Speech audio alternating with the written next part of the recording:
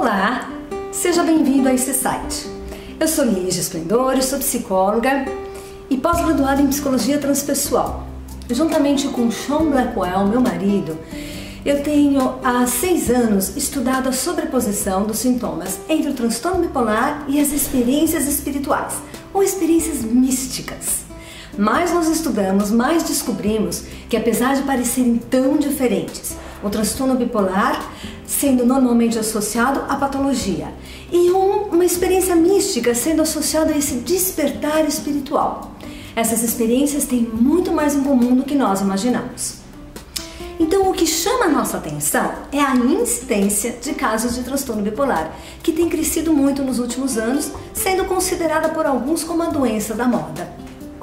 Cada vez mais ouvimos pessoas falarem de alteração de humor, depressão, tristeza, irritabilidade, insônia.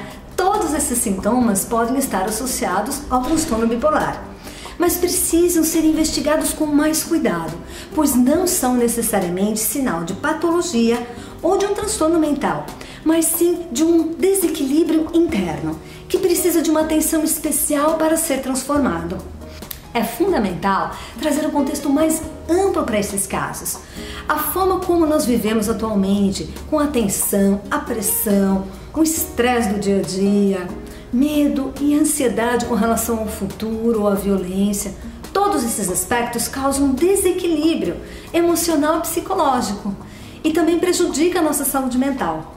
Então, para tratar desses casos, dessas crises, é importante considerar o ser humano de uma forma mais integral, no seu aspecto físico, emocional, mental e espiritual. Os remédios psiquiátricos, eles vão atuar basicamente nos sintomas, nos aspectos físicos dessas crises. Muitas vezes são necessários para tirar a pessoa da crise, mas ao longo do tempo eles podem causar outros problemas.